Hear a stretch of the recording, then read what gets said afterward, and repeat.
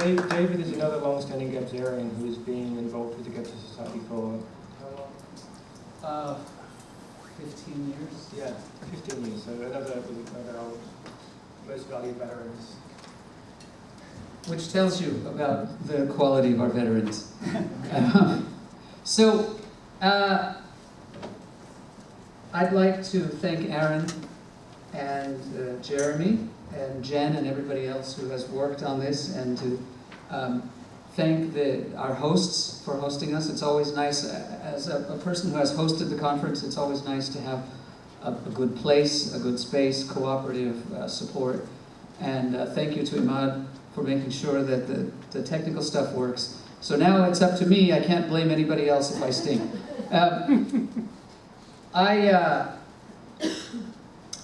What I'm going to do is I'm going to go back and forth between the written paper and sort of a slideshow. So, because without some explanation, the slideshow will just sound like my trip to China. And if I look a little bit like Clint Eastwood, it's because my glasses are sitting comfortably on the coffee table 90 miles from here. So, this ethnographic work was inspired by a conversation I had with my students, all of whom are Chinese, while teaching as a visiting professor in Beijing in the fall semester of 2014 during one of my several midlife crises. That morning, I had received an email containing my absentee ballot for the November elections back here in California. It occurred to me that my students, all bound for the USA in a year or two and nervous about adapting to life abroad, would find it stress-reducing to see that the Sacramento County ballot was printed in Chinese alongside the English and the Spanish. Their reaction to the Chinese ballot was a mixture of surprise and confusion. They didn't understand why America, now you have to understand, the idea of elections, let alone state-level elections, was completely beyond my students, right? So they didn't understand why America would print official documents in any language other than English. After all, with very few exceptions, everything official in China is printed in Chinese. Moreover, they were perplexed when they encountered the Chinese surnames of some of the candidates. So you Californians will immediately recognize what I'm talking about. My students were astonished that America would allow Chinese people to hold elected office. I tried in vain to explain that these people like State Controller Betty Yee, State Treasurer John Chang, and State Assembly Member Dr. Richard Pan are all US-born Americans. My students insisted it did not matter where these three were born, they were Chinese. My explanation that they are Chinese Americans, but Americans nonetheless, was rejected by my students, who insisted that the three are actually Chinese, and many of my students said that the three are, in fact, disloyal to their real country of China. What ensued was a conversation and a series of assignments to unpack the idea of Chinese identity. The conversation, including those papers, made my students' understanding of identity both clearer and more confusing to me. After all, I've been a professor only for 20 years and studied identity for the same amount of time, so I know nothing. It was never clear whether the students were speaking from the heart or they were parroting the views that they had heard from their leaders and in propaganda their whole lives. Perhaps it was a mixture of both. You know, you never really know when you're living in an authoritarian communist country what people are telling you. You don't know where it's coming from. And by and large, the Chinese people will tell you, well, this isn't North Korea. And you do, by and large, feel very free living in China. And I've lived in about 9 different countries at this point. Lived, not traveled, but lived. And I felt more free in China than I have in many other places. But you never know what people are telling you, where the source of that comes from. What became clear to me as their professor and as a researcher was that the Chinese concept of identity is very different from the counterpart we find in Western countries and in our academic literature about identity. And that conventional theories such as those offered by Hofstadter, Goody-Kunst, or Hall, which are common to my discipline of communication, do not adequately describe or explain identity as my students expressed it. In short, Chinese identity is an amalgam of race and nationality that poses paradoxes for minority groups within China. Groups like the Mongolians or the Miao or the Dai, or some of the more significant, news-wise significant ones like the Uyghurs or the Tibetans. That it excludes the very possibility of immigrant assimilation into Chinese society and makes no provision for overseas Chinese or their descendants to really ever become part of their new homes. In Gapesarian terms, the conceptualization of identity articulated by my students was through and through deficient magical and mental consciousness. This paper is an attempt to unpack that Chinese conception of identity ethnographically. To do this, I will present what my students wrote and said to me to explain their view of who gets to be Chinese. As China continues to grow in power and influence, and as Chinese people interact with foreigners, it's essential that we cultivate a better understanding of China, its people, and their worldview. Part of the Chinese expressed worldview relates to China's historic borders, the historicity of which are challenged outside of the PRC, the People's Republic, but unquestioned in China. For mainlanders, the formula is pretty simple.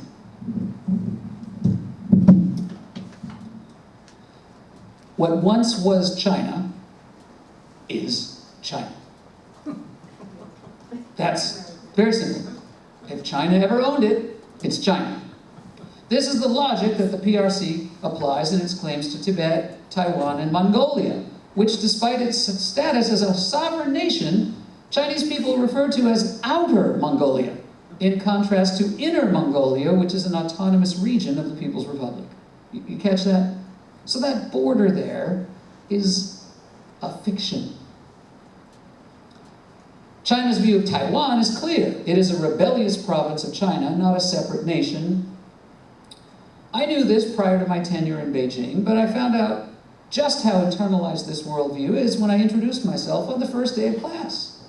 I delineated my professional qualifications, such as they are, to new students, but let's be honest, they can't see how full of crap we are, so they were kind of impressed when I said, I'm a Fulbright scholar and I've lectured in many countries around the world and was former president of the International Jean Gabeser Society. As I listed them, I said, without any political intent, in this part of the world, I've presented papers in Australia and China and Taiwan. When a student interrupted me, bear in mind, this is the first day of class, angrily shouting, Taiwan is part of China, I responded that I meant no offense and I was just trying to be clear. She answered, then be clear that Taiwan is part of China. Welcome to China, I thought to myself. It would not be the last tense conversation in which geography, politics, history, and nationality intersect. A few weeks later, the course topic was relationships. That week's assignment was to write a journal entry about a good friendship the student has had. One student wrote, and it's kind of a long quote, but that's what you get with ethnography, so bear with me.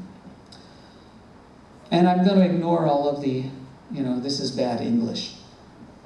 We know it's bad English. These are not English native English speakers. So, both of me and my best friend believe that China is willing to wage war with Taiwan to prevent declaring independence, whatever the cost. We communicated with each other, and we totally agree that we oppose any attempt or act could lead to the independence of Taiwan. It's the normal answer in China, and we trust us tell the truth.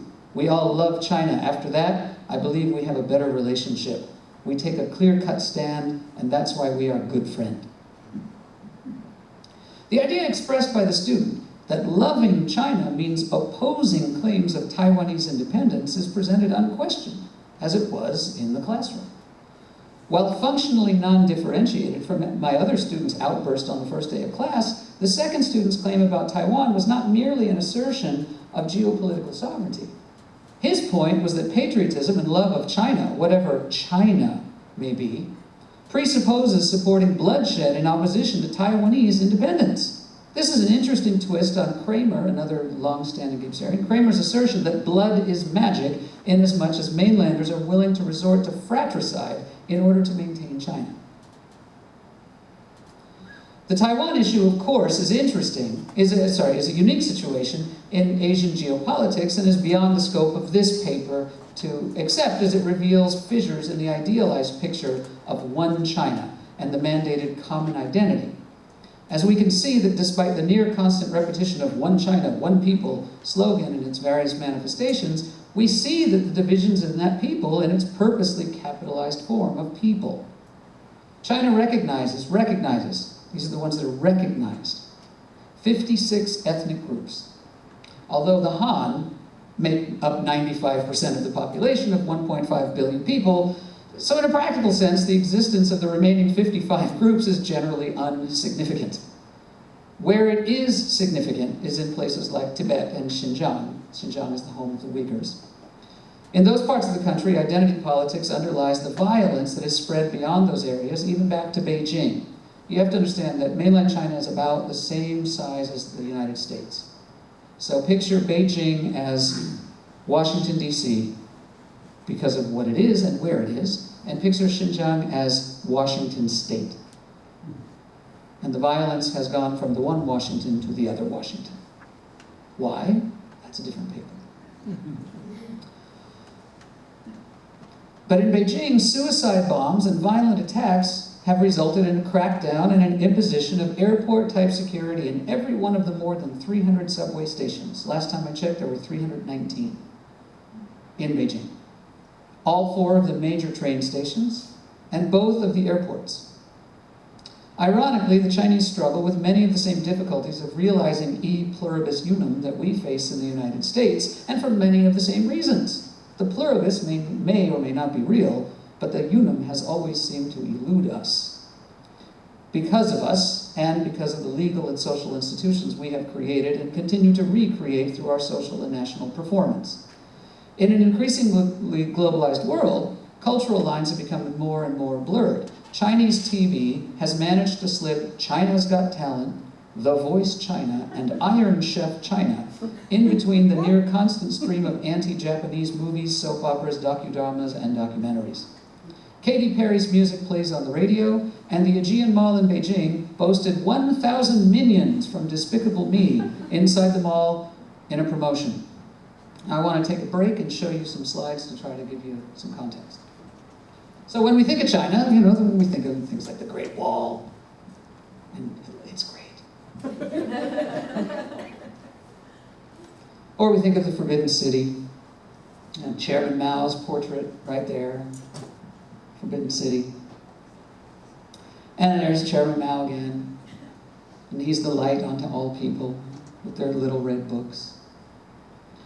And there's Chairman Mao again on all of the banknotes in denominations exceeding 1 yuan. Think of the yuan as like the dollar.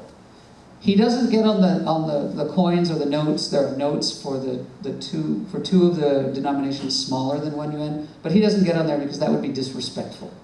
So instead we put unnamed peasants on those. But on the 1, 5, 10, 20, 50, and 100, which is all of the other paper notes, you got Mao. So we used to refer to him as, okay, I'll give you a red Mao, you give me a blue Mao, and 2 green Maos back. That's how we would talk about it. Not around the Chinese, not in front of the Chinese, honey. But Mao is ever present. And he is the origin. And he sits in front of nearly every university gate. So we have the Petroleum University, the Geosciences University, the Science and Technology University, and then my university in the bottom. And here's a zoom of, this is a clear day in Beijing. To be fair, actually, it was clear far more often than it was smoggy. And when it was clear, it was beautiful. And when it was smoggy, you couldn't see across the street. But there's the chairman right in front of the administration building. And you can tell it's the administration building, incidentally, for those academics in the room, because every office has an air conditioner. So you know that it isn't a teaching building. But there's Mao, and Mao is everywhere. And propaganda is everywhere. Now, it doesn't look like the propaganda of yore, where it's, angry Chinese soldiers bayoneting Americans, as we saw during the Korean War, or the angry Vietnamese soldiers standing over the cowering Americans, as we saw in the Vietnam War. Now the propaganda looks like this. I showed this to my dad. He said, that sounds pretty nice. prosperity, democracy, civility, harmony, freedom, equality, justice, rule of law, patriotism, dedication, integrity, friendship, core socialist values. If you cover up the word socialist, you know, this could be at any GOP rally. Well, maybe not. Well, maybe not harmony. Or equality. Or civility. Or civility. But the point I'm trying to make, though, is that this is pretty typical of the propaganda that you see now. And what you do see woven into this propaganda are things like patriotism. In other words, Chineseness. Right? And this is this is more propaganda. And this says basically, this country is home. And of course, you know, you are the birds in the nest. And I don't know if the bird is holding the little red book, but or has a little red spot. But this is the birds, this is home. This one is writing my Chinese dream. This is building a peaceful home. Oh, and there are the minions in front of the mall. And I went to this mall, and there really were at least 1,000 minions of all shapes and sizes, and some were hanging from the ceiling, some were life-size, you could take a picture with them, and then they had the dancing ones in the costume, and it was mobbed, the place was mobbed. And they had an outside place where they had like 50 or 60 statues life-size, and you could take pictures with them. And this is what the inside of the mall looks like. This is socialism with Chinese characteristics. There's a 7-story escalator in this mall.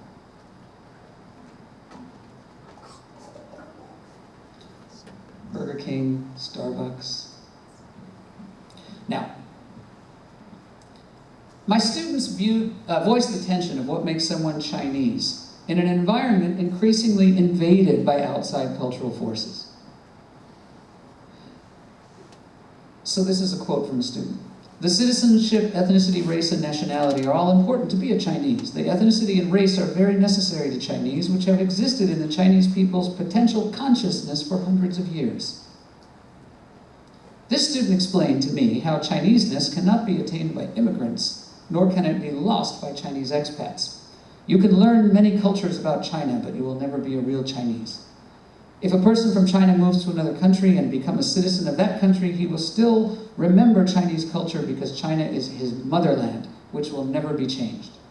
This person may learn more about that country's culture, but he or she will still memorize that his or her ancestor is Chinese, and the vast land feed him. Which sounds like the end of some prayer. And the vast land feed him, and let us all say, amen, right? Mm-hmm. This quote presents both the magic of blood, and that you are either Chinese or you are not, and the magic and the myth of the motherland, and the anthropomorphism of China as this vast land that, quote, feeds him. Given that my students had no knowledge of the Great Famine of 1958 to 62, as it is not included in the official 20% that Chairman Mao got wrong, that's really true. Officially, he got 20% wrong, but they won't tell you which 20.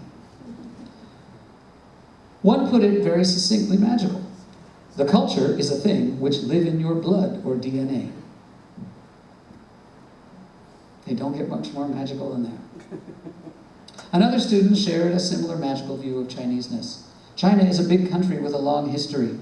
I believe that Chinese people should feel more resonance from the ancient Chinese myth, literature, works, buildings, and so on than someone who is not Chinese. That's our essential roots. Again, we can see the idea that being Chinese is more than the name of the country on one's passport. It also suggests that all 56 ethnic groups share the myths, literature, works, buildings, and so on that the student referred to, which is questionable. This comment spurred an in-class discussion in which I asked the students their views of immigration and culture. Many were resolute about the accuracy of the common understanding that Chinese people make. See, if you ask Chinese people, there are 2 types of human beings. 中国人 and 老外. 中国人 means Chinese people. 老外 means foreigners. That's it. You're either one or the other. This, as an interesting aside, I said, well, what if a Chinese person, what if I stayed in China, married a Chinese woman, had kids? They said, this does not happen. I said, there are 3 professors in this department who have done that very thing. No.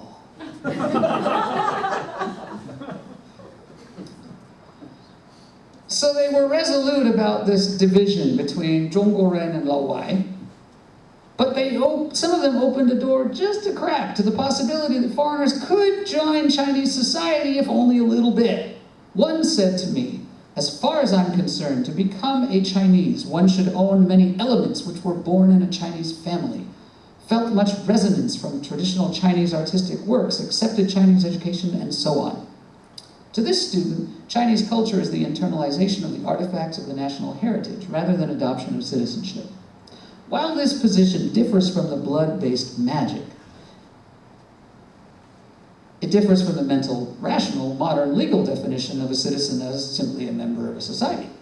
In fact, the notion of nationality as citizenship was outright refuted by another student who said, quote, "In my opinion, being Chinese is a matter of a way of thinking and lifestyle. Nationality or citizenship is not enough to be Chinese, because your certificates cannot help you fit in." Another student echoed this. "As far as I'm concerned, being Chinese is no matter of citizenship, race, and nationality. It's a matter of ethnicity and value. Because I believe citizenship and nationality is not hard to change, and race is impossible to change." You see what they do there. If you want to be a Chinese, the first thing you need to do is identify and accept with Chinese cultures. The student went on to say, "Anybody can be a Chinese, but the process of being Chinese is hard to stop if you live in China, because environment will make you unconsciously influence two people." Here we have a slightly different take on it. This student argues that Chineseness is a matter of citizenship and nationality, but not ethnicity and race. The student acknowledges Chinese diversity, saying that Chinese consists of 56 ethnic groups, but that being Chinese is more complicated than ethnicity. To this student, being Chinese is about elements we can think of as tangible. In other words, it is also a matter of language speaking, the student says, coupled with those we can view as intangible, because the same student said, values, belief, and sense of honor. The student explains that, quote, "Someone can become a Chinese only if he or she born and grow up in here and stay here until reached an adult age at least." One student of the Hakka minority of Han Chinese, remember the 95% of Chinese people, had this to say about his minority group.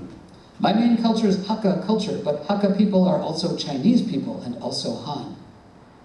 Regarding Chineseness, he said, "In my opinion, being Chinese is mostly a matter of ethnicity and nationality. We Chinese people have our own ethnicity system, originated 5,000 years ago and developed with the addition and adjustment of hundreds of generations. And Chinese has its own history of driving out invaders and fighting for independence and freedom, and we are proud of our nationality. I don't think a foreigner can totally become Chinese if he or she moved to Chinese. He can learn a lot about Chinese culture if he or she really love it and become, quote, more Chinese, but not totally." This quote reflects a lot of Chinese propaganda that presents a particularly strain of Chineseness that I call official Chineseness, that fuses Chinese ethnic identity with the historical memory of what the government calls the century of humiliation. So,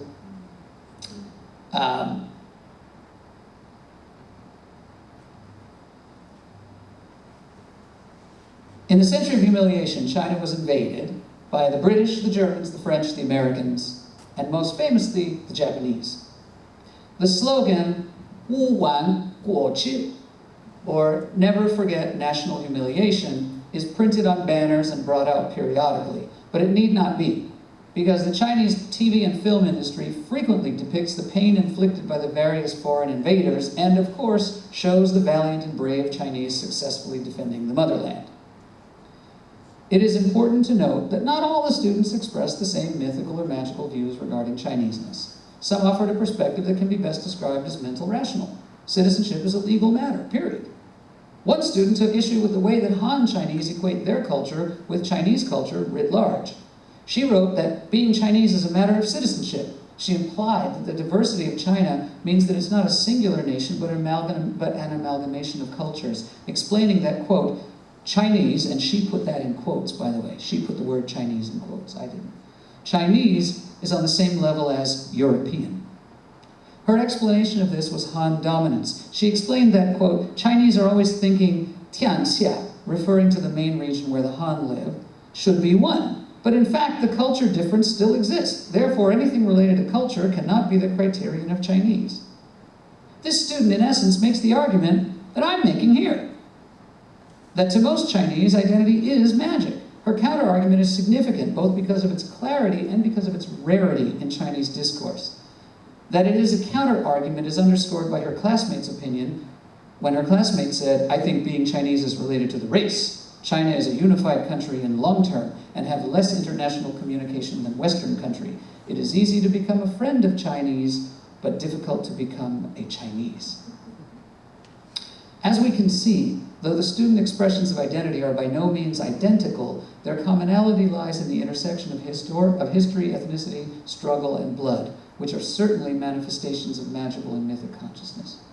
These manifestations make it difficult, if not impossible, for my students to conceive of someone becoming Chinese. Now, I'm running out of time. The second part of the paper is, what about the process in the reverse? In other words, and I'll just read you the introduction to that section because it's important. Leaving Chineseness behind. The students expressed views about leaving Chineseness that were consistent with those regarding becoming Chinese. On the one hand, this is unsurprising because, after all, we're talking about the reverse of the same process, the flip side of the coin. On the other, this is quite telling, as these students were all of them in a program that would, within 2 years, send them to 2 years of study in the United States. So the topic was on their mind. Not only was it on their mind, but in every Chinese university, there is a dean-level position that is not held by an academic. So the dean is a professor, the associate dean is a professor, but there is a dean-level position that is held by a party official.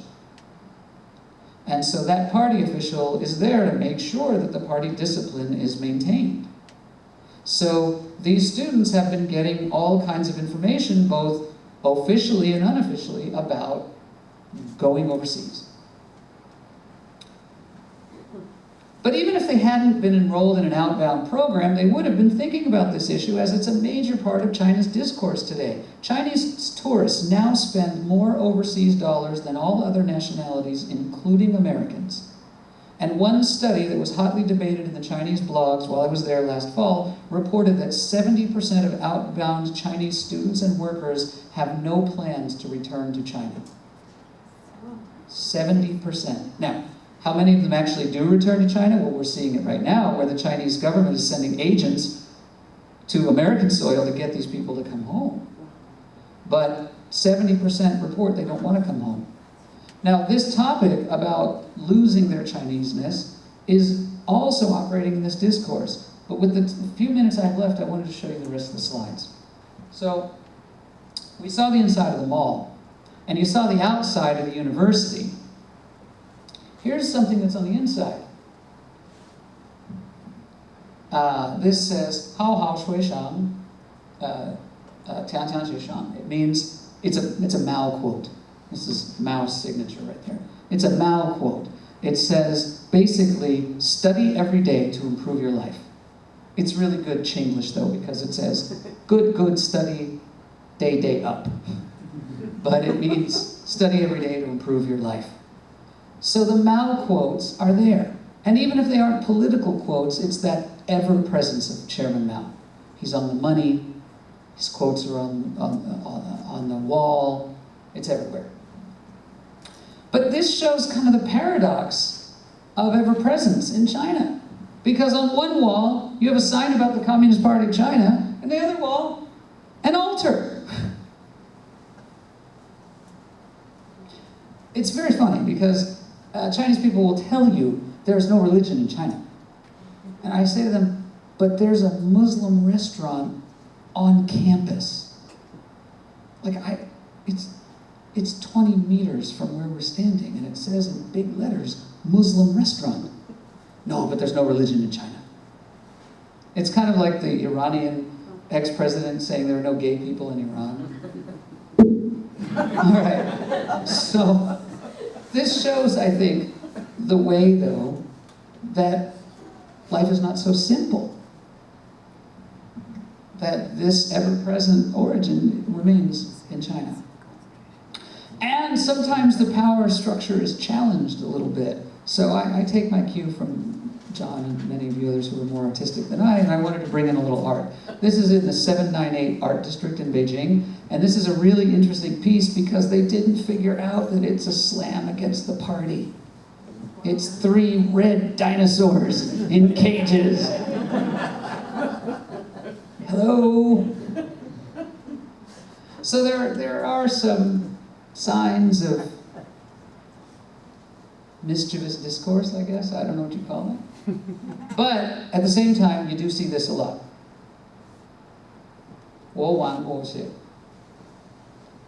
In a staged protest by the school kids or young pioneers, maybe. Hard to tell because the uniforms frequently look the same. Or an impromptu protest in the street, same slogan. Or a reenactment of the brave, strong, all-women's brigade of the Chinese People's Army accepting the surrender of a Japanese soldier. And there it is. So, to sum up, what I wanted to say is that I wrote this paper because I had questions regarding identity. It was a curious thing for me how identity can be managed in a place where people are coming and going. Thank you. And how the Chinese students conceive of their own identities. And what I found didn't surprise me, and what I found didn't convince me entirely. Because as I said, in a totalitarian country, you never really know whose answer you're getting. You know, it's sort of like doing an ethnography in a prison. You don't really know if the inmates are telling you what they want you to know or what the warden wants you to know. Certainly there were a lot of echoes in my students' words from the propaganda, past and present. But I think in general, they operate on a magical identity that is not analogous to what we have in the West. I showed them, as I showed you pictures of China, I showed them pictures of my students in Sacramento. And they couldn't believe the diversity of the classroom. And they said, but you have all these foreigners. And I said, no, I have all of these Americans. That to me was a really interesting juxtaposition of the way that we conceive of identity. And I thank you for your time.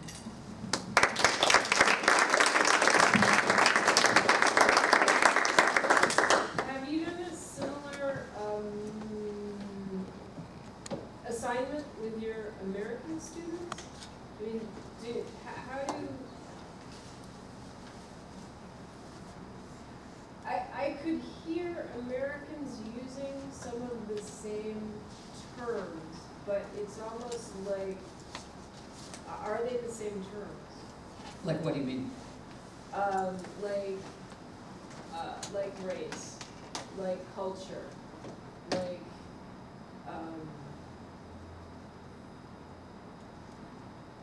you know, a sense of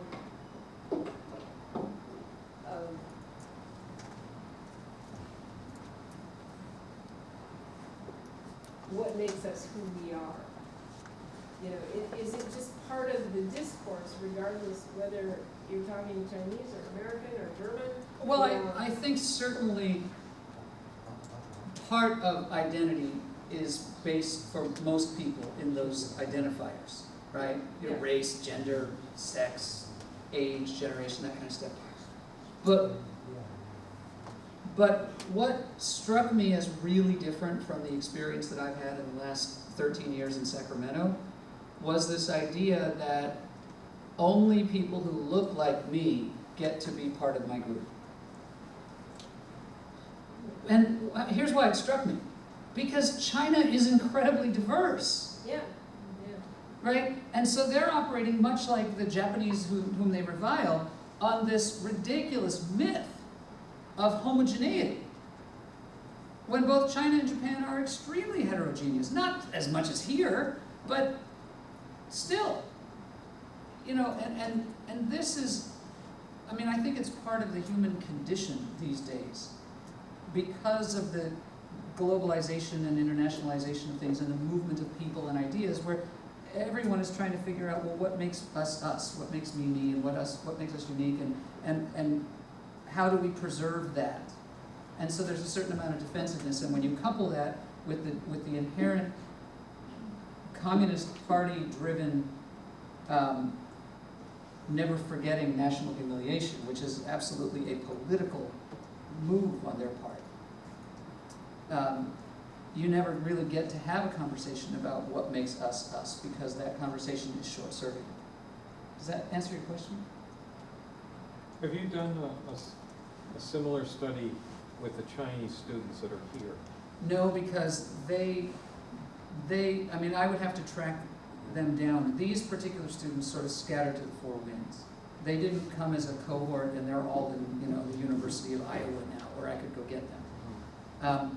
And I haven't asked these particular questions per se to my American students, but it might be interesting. I had a second data set that I did that I'm presenting at a conference next month in Beijing that actually gave a questionnaire to students about individualism and collectivism, and I'm actually doing that study here with American students to give a contrast. But with this one, I haven't done it. Is there any sense of Marxism as being an invasion of outside ideas? Well, and see, that's the funny part, is they would go on and on and on about how they have to preserve their Chinese culture, and I would say, well, you know, Marx was a European, so, I mean, the whole thing is sort of based on, you know, but then, no, because it's socialism with Chinese characteristics. Yeah, Dave, many Chinese are now working for global firms. Did you encounter any of those people, and is there a possible mechanism for change there? I didn't, just because I was in the bubble of the academy. You know, so I was, and it is important to say, one of the differences between the American or the Western university and the Chinese university is that all undergraduates, number one, in their freshman year, come a month early and do 1 month of daily military training. It is not to teach them how to fight, it's to give them some discipline, because these are the children of the one-child policy. These are spoiled kids. So they have to stand out in the hot sun for 12 hours a day and march in formation, and it gets them to work together and whatever. The other one is they have to live on campus all 4 years. And all the faculty, Chinese and Americans, Chinese and foreigners, live on campus, and most of the administrators and most of the staff. So it's really a community. And I was really in that bubble. So I don't know how the working class would have been. That propaganda question about to never remember, never forget. Never forget national humiliation. Can you speak more about the idea of humiliation and the national psyche? If you'll grant me the time, I can talk for the next 3 hours. Yeah, you got 5 minutes. Okay. Because that's something I think is very distinctly, there's something else going on there, I think. So, you know, this is my opinion. My opinion is that there are 2 functions to this. And people have written about the collective memory aspect of it. But for me, I think the Chinese government is extremely pragmatic. Look, there's nothing socialist about the Chinese government anymore, the Chinese system anymore. It is hyper-capitalism. You know, there's more socialized medicine in California than there is in China. Truly, that's a fact. If you can't afford to go to the doctor in China, you just stay sick. That's how it works. So they can't deliver their program. And as fractured as Mao delivered it, it was a program. They've now given up. What they want is to stay in power. And the way that, and people ask me, what's my prediction? I say, look, the Chinese government could last another 1,000 years or it could tumble before supper. Because it's a stainless steel fortress that's built on quicksand. It really is. And if the sand gives, the whole thing falls. And it'll happen like this. A 2% uptick in unemployment and the whole thing falls, because that's millions and millions and millions of angry, hungry people. So to keep the wolves at bay, what the Chinese government does is the one area where it really has power over the people is the media, because the media are controlled by the government. And I had, I don't know, 85, 90 channels on my cable TV, which, by the way, cost me $150 for the year. But at any moment, day or night, I could turn on the TV and flip through the stations and find some anti-Japanese propaganda. Something about the rape of Nanjing. A documentary, a soap opera, a docudrama, something. At any given moment, I could turn on the TV and find something that made the British look bad during their occupation. At any given moment, and sometimes it was really comical. So they'd have these fictionalized depictions of historical events where it's, you know, the American general meeting with Mao, but the American general was played by a British or an Australian actor, you know, and they can't tell the difference. But, you know, for me, watching it was really funny. Like, that guy's not American. But